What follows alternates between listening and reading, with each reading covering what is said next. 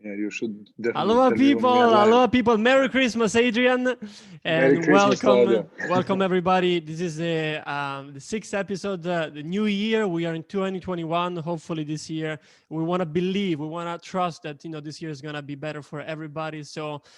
Welcome everyone, and thank you for watching. Thank you for subscribing. If you haven't subscribed already, please do.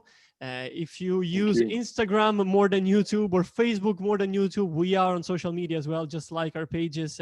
We appreciate it so much. So, Adrian, do you want to say anything? Welcome this new year. How?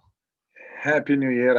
I want to wish all of our subscribers and followers, and happy to you and to your family. Thank And you. I hope all your dreams to come true this year. And yours and everybody's. Oh, and everybody's, yeah, that's true.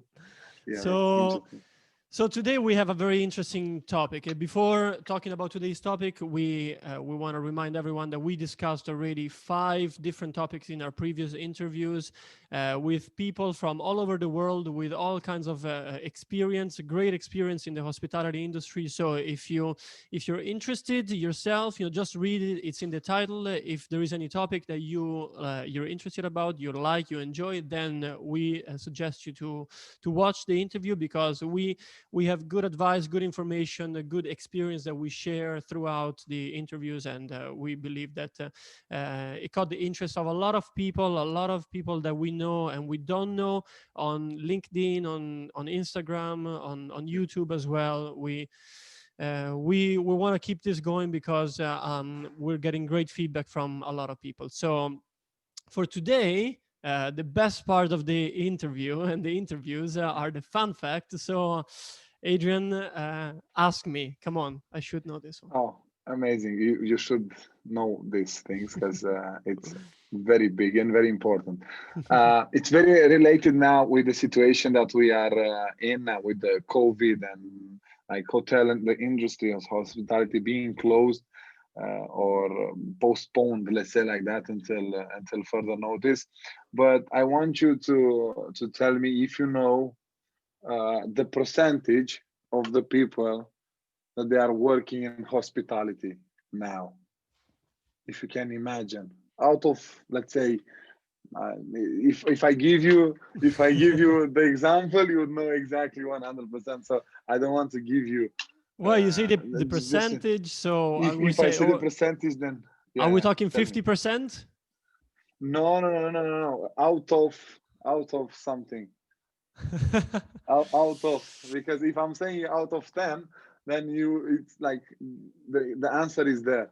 So I don't want to say anything else more. Can you imagine?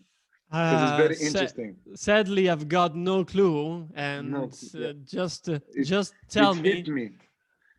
As there is a report, and I'm going to tell you now, 1 in 8 jobs in US just now. There are like facts reports. Yeah, 1 in 8 jobs is in travel industry, and then it's expected in hospitality and travel industry in the next few years to be in the next 5 years actually, 1 out of 10 people they will work in hospitality industry.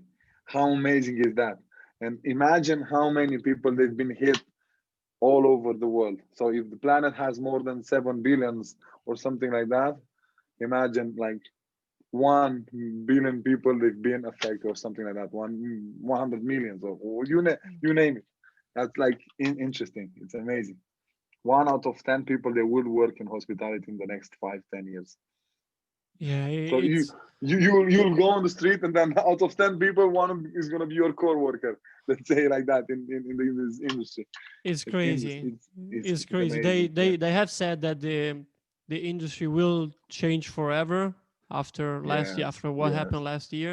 It Uh, will yeah. recover, but it will never be the same The as it same. was. Yes, This is what a yes, lot yes. of experts said. So we can only Sadly, yeah, hope that it will be. But if it doesn't turn out to be the same as it was, then as close as possible to what it was. We all want to yes, believe that can happen. So yeah, having said this, I yeah, will give you the chance to say just a few words about uh, our guest today, our special guest today, yes, because we both know this definitely. person. So Take it away. Yeah, yeah. This person, it's been like an how can I say, like a little rainbow. All the times that I've seen him around, all the time happy, all the time with a good and positive attitude. We've been working together with him. He's always up and down. Uh, we talked about empowerment. He's the one of the people that takes risks, and he's there, and he's always bubbly, and he always has a good answer about everything. And I would like him to tell a little bit more things about himself. I don't want Don't want to to spoil take it. this on. Yeah, I don't want to spoil it. That's true. So here he is. Hi, Luke. Welcome today. Hi, thank you for having Hey. me. Looking good, you too. Smiley as always. Happy New Year, Luke. Happy New Year, Luke. Happy New Year, man. Happy We're- New Year, you guys, and everybody watching. Happy New Year. Hope it's a good one. It can only get better, right? True. We were just saying a few things. Adrian was just saying a few things about yourself, good things, if I can say the truth. You know, good things. You about will watch yourself. the video and you'll see if there are good I'm things gonna or watch bad this things. back. Yeah. I'll find you. But he didn't want to say too much, you know, as not to Yeah. spoil and to take away the floor from you. So just, you know, take a couple of minutes and tell us about your experience in hospitality. Well, first of all, thank you guys for inviting me and being part of Hospitality Corner. I think you've done a really good job so far with the channel. Thank you. Thank you. Good, and they've offered some really insightful comments of the hospitality industry. So hopefully with me that standard doesn't drop.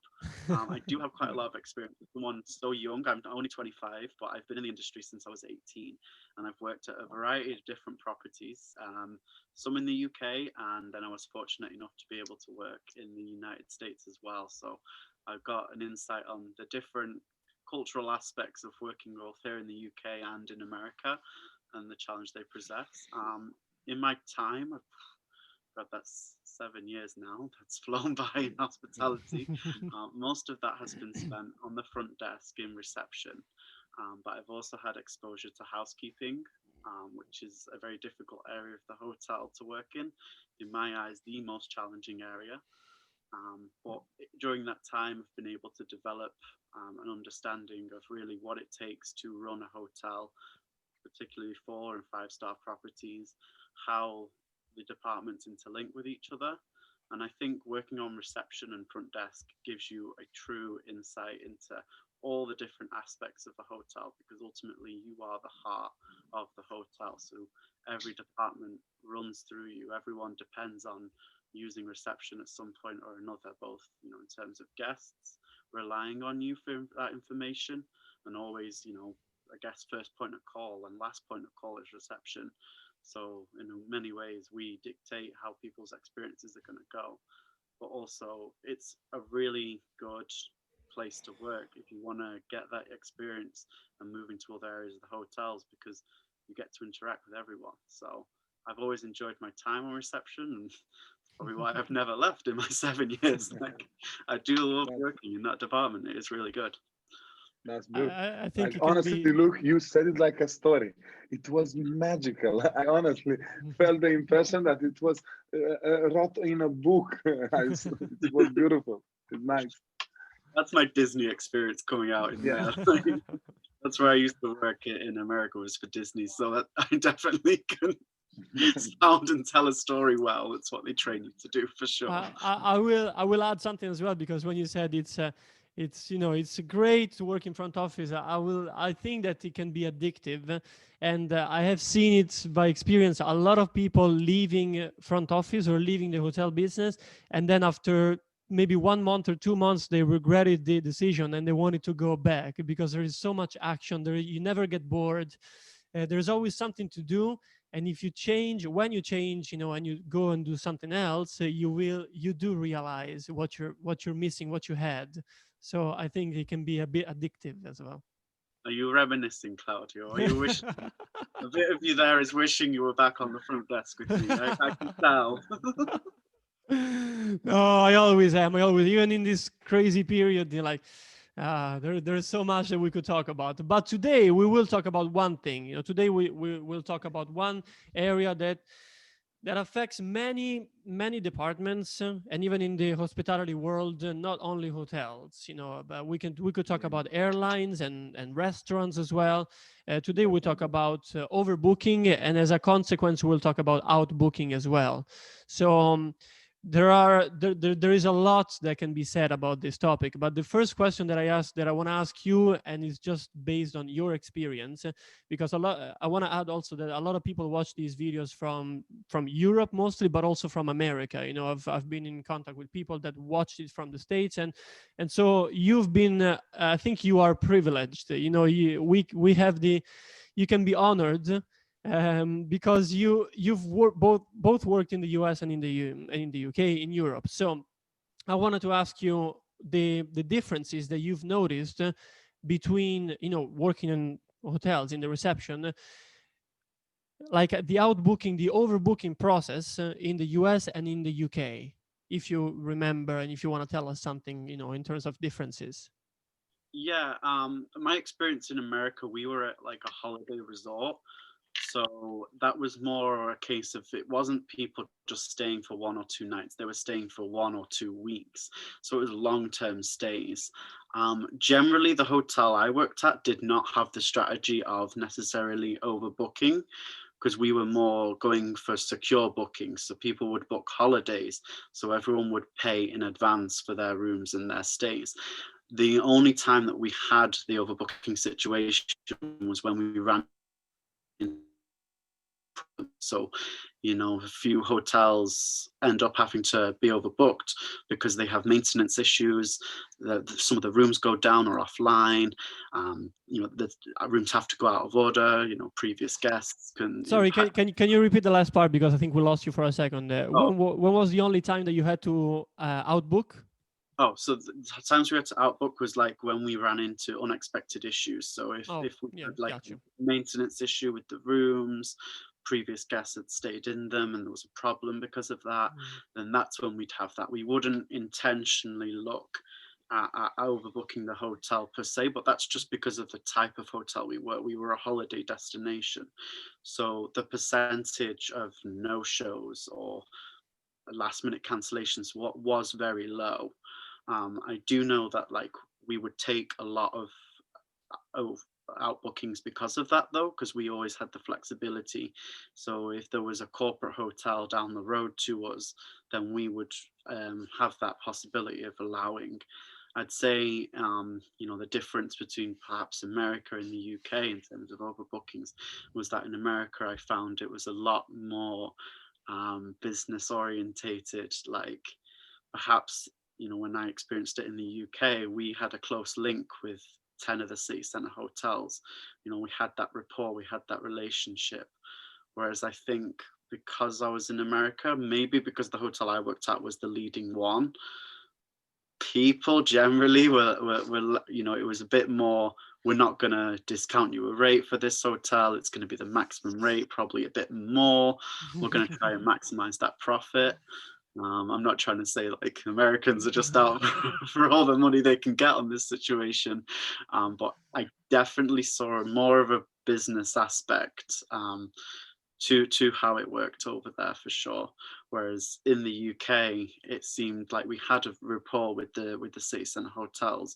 There was a feeling of we're all in this together, and maybe that's because in the America we were just a closed off hotel resort, whereas in the UK it was a city centre, so all the hotels were in close proximity of each other, and it was kind of like, all right, you help me out tonight, but tomorrow night when you need it, we'll be there for you. So it was kind of a mutual understanding, and a lot of the employees I was speaking to ask for help when I needed it or they were asking me, we'd all worked together previously. We had that bond, so we had that trust and that bond. Whereas in America, I think just because we were separate on our own holiday resort, it was a bit more, we were closed off. So if you needed help, it was, yeah, we'll give it you, but you're gonna have to pay for that help. That was one of my questions, Luke, and it's beautiful how you said it about being a leisure hotel or holiday hotel in Disney in America, and then a city center, the hotel in Manchester. We all know that the hotel that we work in Deansgate, it was a business hotel, mainly business hotel. Yeah, and then my question was, how did you manage how did you manage this big switch from a hotel that is known for leisure, for people who are coming for months or maybe weeks or maybe, I don't know, just a few days, but mainly for longer days than in hotels, that different than in Manchester when business people are coming, having their meetings for one or maybe 2 nights max, and then changing. And keep the business going with the gigs in town, with the concerts, with football. Obviously, we all know that in Manchester there are two football teams, and you have to keep this going as well. How was this switch between leisure to business hotels?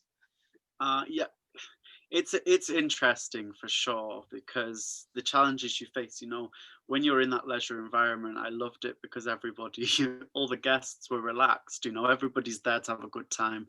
They're all on vacation.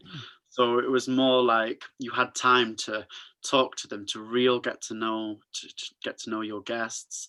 If they're with you for that prolonged period, a week, 2 weeks, then you're seeing them every day. You build up a rapport much quicker than you do Yeah. with a corporate guest. And it just created this environment, not just for me, but for the whole team, of like, we're serving customers, they're coming in, they're looking for a good time, and we can just add to that experience. And for us, it was like we want them to remember us for being We hello, lost you. hello. We lost you for a few seconds. Yeah, we lost you No, for a few seconds again. what I wanted to ask you and add to this is adding to Adrian's question. Like of course there will always be a difference between leisure and business guests, but how would you, for example, in your experience in Manchester, as again we've all worked in that hotel, in the same hotel, Yeah.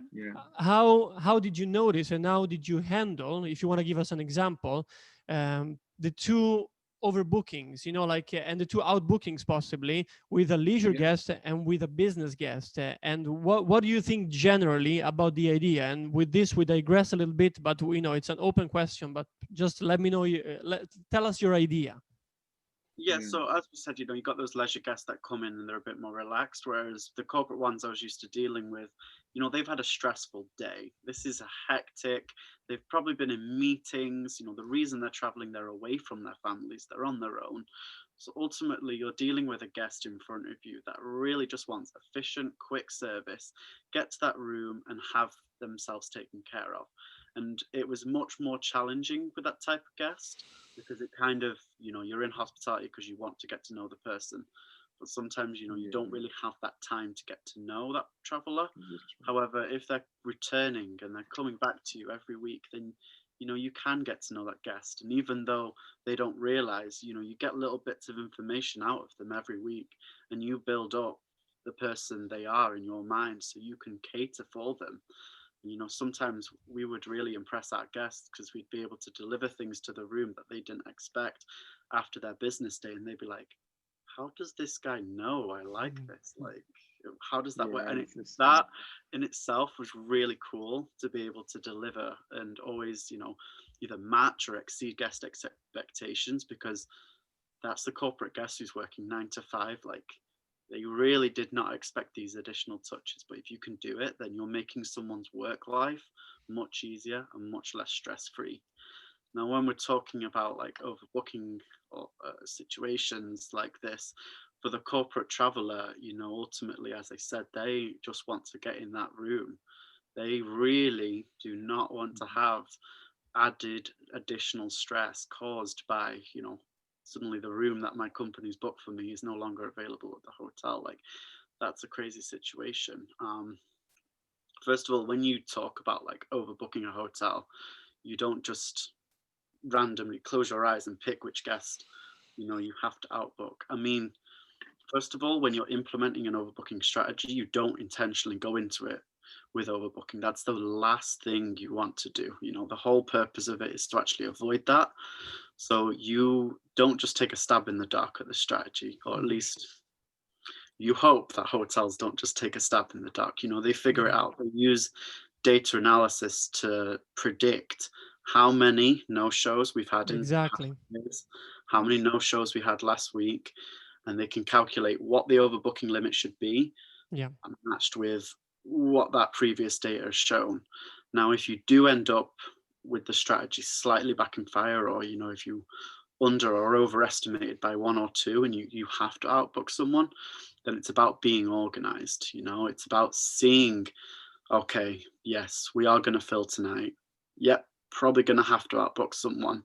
So let's choose who that someone should be. And you use a few criteria, who's part of the loyalty program? How many nights are they staying here? We're a corporate hotel, but we also had a lot of leisure guests. So how many guests are staying in the room? How many guests are on the booking? If you see family of 3, family of 4, you don't really want to be out booking them. But if it is the lone business traveler, then yeah, perhaps you can select to do that. So what we would do is you go through all your bookings that are yet to arrive, and you figure out, which ones look likely, which ones are you going to predict. And if you're going to do it, you've got to be prepared, but contact the guests first. That is my biggest advice, working on the front desk, is if we can ring that guest before they've even arrived at the hotel to let them know, listen, this is the situation, do your apologies, and we already have a plan in place for you. This is where you're going to. If you need transportation, we'll get you from that train station to your new hotel and bring you back to us at a later date. We've already got the compensation in mind. So, hey, listen, you're on business. Family. I think we've lost you again for a second. I think we've lost you for a second again. But when you have that business travel, you have the compensation in mind already. So when you're making that call, you're basically telling them the bad news, but this is what we're going to do about it. And that's where the hospitality element comes in. The guest doesn't feel like I've just left. Sorry to interrupt you, Luke. I just want to be a little bit more clear for our audience. Maybe not all of them, they had the experience that you had, or even they had an idea about what is this happening. Just be a little bit more precise about the reason and why.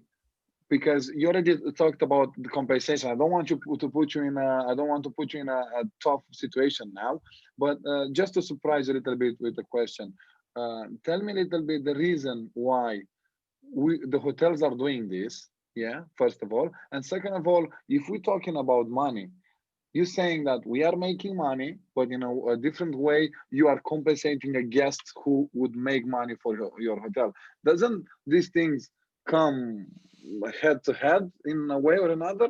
Just be a little bit more precise for our audience. Obviously, I understand, and maybe Claudio, and obviously yourself, you saw it a million times, but just yes, I mean, for sure. I mean, you mentioned the word overbooking, and I think people that haven't really worked in reservations or front desk, they think, and maybe they don't know what means overbooking. Yeah, definitely. I think the thinking is, why would you choose to do that? Like, it's like you're shooting yourself in the foot. So why? Exactly. Yeah, exactly. The reason we do it is because it's a commonly used revenue enhancing strategy. Ultimately, we use this strategy in restaurants, clubs, bars, but yes, mainly in hotels. And in hotels, it means that you are selling more rooms than the hotel actually has. But the reason we do this, and there's a few reasons, but the first one is because we see a lot of of late cancellation of bookings, of a lot of no-show bookings. And the problem is if you just take enough bookings for your hotel on that specific day, and that's it, you don't have any more, it's just those bookings. If you get a few no-shows or cancellations, you suddenly start to lose your occupancy rate for that night. So you've got to come up with a way to be able to counteract that loss. Because in the hotel, we only have that one night to sell that room. If we don't sell that room, it's going to affect a hotel's annual revenue. You can't go and sell the room twice the next night to make up for not selling it that night. So for us, it's like an important strategy to use, and we have to plan it well so that we don't ever get into this, I was just speaking about overbooking, outbooking people, ultimately a hotel never sets out to outbook. What they set out to do is make sure that they meet 100% occupancy every night. And the way you do that is by using an overbooking strategy. But like I said, you don't use it as a shot in the dark. You don't just randomly put out a figure out there. You analyze the data, you see what the percentage is, and you work within the percentage and give yourself a margin to work with. Otherwise, you end up in these difficult situations for sure. Like, I think if you look maybe at like good reasons why we use it, is because we can see, like as the day's going on, we've got this outbooking number to work towards. But as long as we monitor our reservations that are coming through, we see, what the likelihood is of them actually showing up. What is it, a duplicate reservation or is it a single reservation? That's a common thing that we have. Is there a secure payment for this reservation? Do we think we're going to get the money from it? So if we do that, we have a deposit on. That's obviously one of the reasons as well. Correct. Yes. So we can see all these things that are happening throughout the day. So if we're using an overbooking strategy, then we can adjust that strategy hourly by hourly basis. If we think we're going to fill, then absolutely stop your overbooking limit right there. Don't sell any more rooms. But if we don't think we're going to fill that night, then increase that limit, because as we said, any room that's not been fulfilled on one night costs us, not just for that one night, costs us annually revenue. So you've got to be able to come up with it. I think in the modern day hotels, we've seen a lot, a big emergence over the last 10, 20 years of third-party reservations. And whilst these and we lost you again. hotel's likelihood. We lost you again for a second from the third party. I was in the third party. I just put back in. No, Yes. it's clear. It's clear that he knows a lot, but he's also done the homework. So can I say that I'm proud of Luke? Yeah. Can I say that I'm proud of you, honestly? You are the most prepared guest. Yes, writing down notes and everything. You are the most prepared guest. Yeah. And I just wanted to add that thank you, Luke, because every hotel, every business in the world, or almost every business in the world does it. If everybody does it, there will be a reason. So you just named many reasons, and the most important one is to be prepared, to know your market. So as we were saying, know the area, know your guests, know the other hotels, just analyze it day by day. On Mondays I usually have 3 cancellations. On Saturdays I have 10 cancellations. Depending also on how big your restaurant, your hotel is. And I will give you a very quick example. Once it happened to me. I was outbooked, and it wasn't in a hotel, it wasn't in a restaurant, it was on a plane. So you will think, if from a hotel to another hotel, it's easy, it's just across the street, I send you there. But I was actually told we don't have a seat for you on this plane. So lucky enough, I could take a plane the next day. So I was flying in the evening, and instead I flew the morning after. So I said, that's okay. I'm not in a rush. I don't have a meeting to get to. I don't have any emergency. So I can take the, tomorrow morning's plane. And what the company did to me, the company was Air Malta. I want to mention them because they did something amazing. They gave me compensation. So they gave me a hotel, like a night at a hotel for free. So I could say I actually lived in that country. So I went back to my place. I didn't need the hotel. So I told them.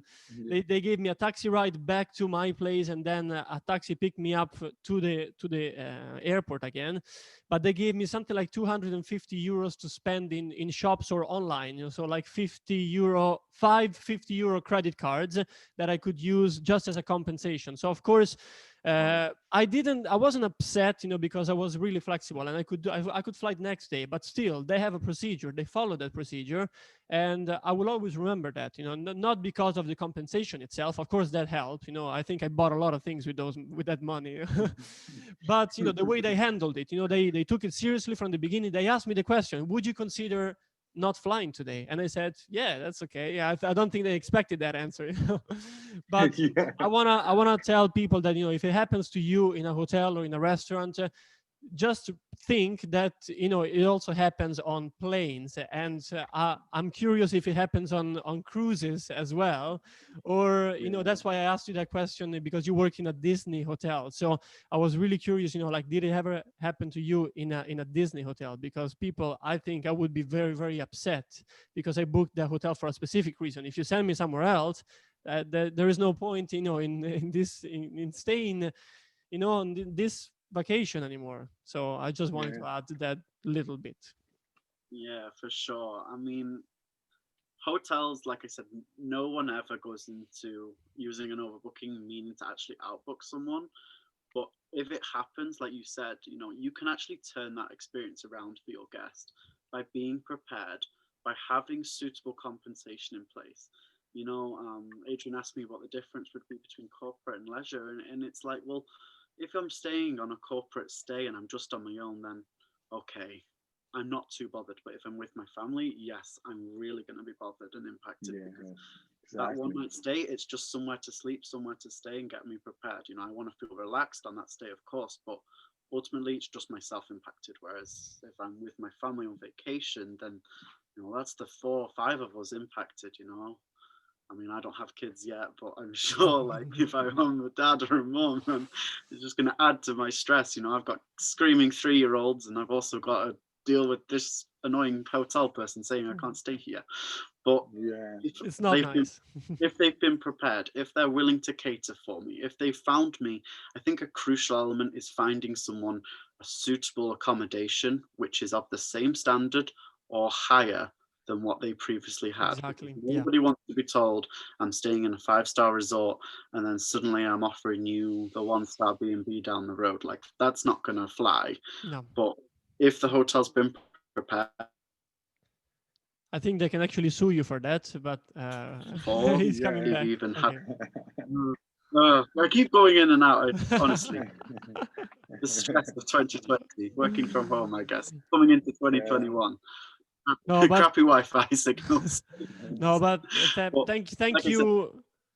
No, I wanted to thank you once again, because we've discussed a lot of things today, and I think you gave a bit of insight, and you've done something that honestly we don't always do. Meaning, sometimes we start talking about a topic and we don't go into detail. We don't explain what you know, what that topic is. So you explained in detail what overbooking and outbooking is, you know, to our audience, which we always say, you know, maybe most of the people watching us, they are in the hospitality business, but maybe there are some people that don't know anything about hospitality. So it is good to go into details and talk about our topics, you know, thoroughly. So thank you for doing that. And thank you for your feedback, your ideas, your experience. I don't know if Adrian has any more questions for Luke today. No, thank you. He was amazing. Like I told you, it was everything like a fairy tale. Good, because I had to follow Joel, and he'll never let me live it down. If I mess this up, Joel would be on straight away. He will be proud of you too. So thank you once again, and goodbye, everyone. And we'll see you next week then, and have a wonderful evening. Goodbye, guys.